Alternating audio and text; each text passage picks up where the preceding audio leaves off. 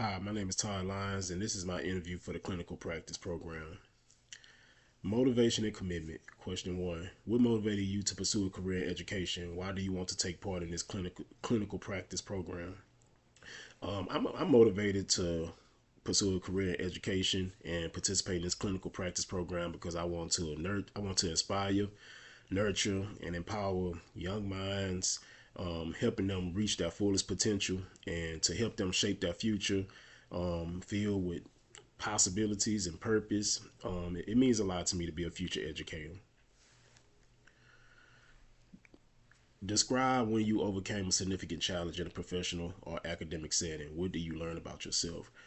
A time when I overcame a significant challenge just happened recently. It was actually 2 weeks ago. I had to pass one of my teacher certification exams so I could apply for the clinical practice program. I received tutoring from Miss Adams, a former educator, and she helped me come up with a plan to execute and give myself the best opportunity to pass the PPR. One thing I learned about myself is that I'm very resilient, and when facing pressure, I don't panic. Instead, I look for the best options to help me succeed at whatever I need to get done. Understanding the role, Understanding of the role. What do you believe are the key responsibilities of a teacher candidate during clinical practice? How do you plan to meet those expectations? I believe the key responsibilities of a teacher candidate during clinical practice are to learn, grow, and contribute when with professionalism every day. I also believe as a candidate, I must uphold professionalism by being dependable, prepared, and reflecting on what I'm learning. To meet these expectations, I plan to stay proactive and engaged. I want to set weekly goals with my mentor teacher so I can consistently reflect on my lessons and adjust based on the feedback that I'm given. How do you plan to contribute to your whole school and cooperate in teachers' classrooms during clinical placement? First, I want to contribute to the whole school and my mentor teacher's classroom by actively observing and applying effective instructional strategies. Really studying how my mentor teacher manages the classroom and delivers the lessons and builds relationships with the students. Another way I want to contribute is by planning and teaching the lessons that align with the standards and the students' needs. Communicating and collaborating with my mentor teacher are also important because that'll help me work closely with them and to seek feedback and to remain open to constructive criticism so I can continuously improve. I want to make my presence felt in a positive way and help lighten the workload for my mentor teacher as I learn how to manage the classroom. Professional disposition and ethics. Describe a situation in which you had to demonstrate professionalism, integrity, or ethical decision making. How did you handle it? Earlier this year, I had to sit down with my terminal manager at my former job. I was a dispatch supervisor overseeing the operation at another terminal and managing a couple of employees that were under me. My terminal manager had informed me that he had received video surveillance footage showing some employees sitting outside as if they were still on the clock to gain extra time. He was disappointed. He asked me to be honest and to confirm what time the operation actually ended. I had to be honest, even though I knew it might put the employees' job security at risk. After I told him the truth, he explained that he had to terminate the employees and bring me in a whole new crew.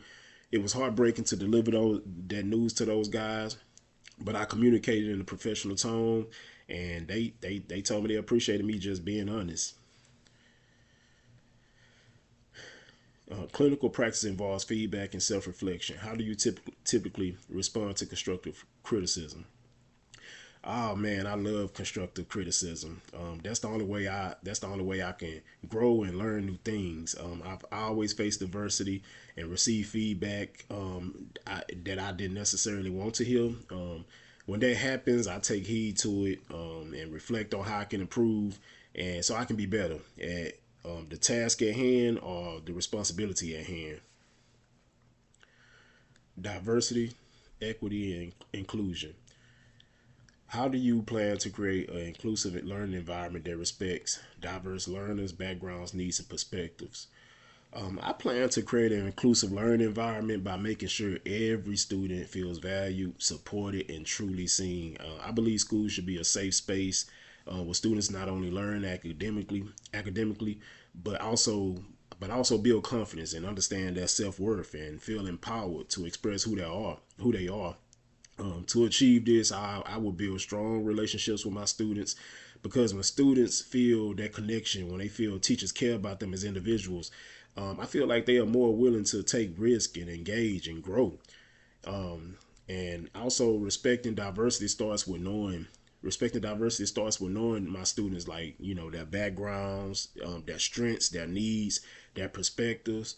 I will incorporate culturally practices, responsive practices, um, and then I probably use material to reflect on a variety of cultures and experiences, and design lessons that allow students to share their voices. I want my classroom to be a place where each child feels safe to be themselves, and where differences are celebrated. Not overlooked. We gonna celebrate the differences.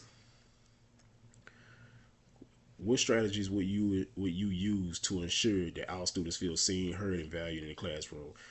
First I will always give them my undivided attention and maintain eye contact with them as they speak. I will also ask a question each week and allow 5 students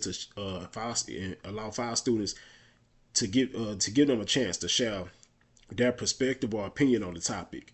On another day, I would ask 5 more students the same question, continuing until I have gone through the entire roster. And with me doing this, I feel like it would give me a chance to engage with my students so I can learn more about them. Readiness and support. What steps have you taken to prepare yourself for success in this program, both academically and personally? The steps I have taken to prepare for this program include reaching out to my peers who are already in education and asking them questions so I can gain more insight on what it means to be a successful educator. Academically, I'm always watching videos on YouTube that demonstrate effective teachers that's fostering positive classroom environments, and I also continue to review notes in my binder that I received in the EPP program. I go over those notes from time to time. Actually, every other day I go over those notes. Clinical practice can be rigorous. What support systems or coping strategies will you rely on to manage the demands of this experience? I will rely on my peers and previous professors if I feel overwhelmed or by the experience. If I feel overwhelmed by the experience or feel I am lacking in certain areas as I go through this program. And I will also seek counseling, the free counseling at TSU, if I feel like I'm mismanaging stress or, having bad time management. And additionally, I will continue my usual routine, at the start of my day or at the end of my day by meditating and working out, and continue to practice self-care, just taking care of myself. As I know it'll be stressful at times, but also just having that outlet. And I already have those outlets. Meditating in the morning, working out in the morning, or if I can't get to that workout in the morning, I get to that workout in the evening when I finish my day to release some stress. And that's it.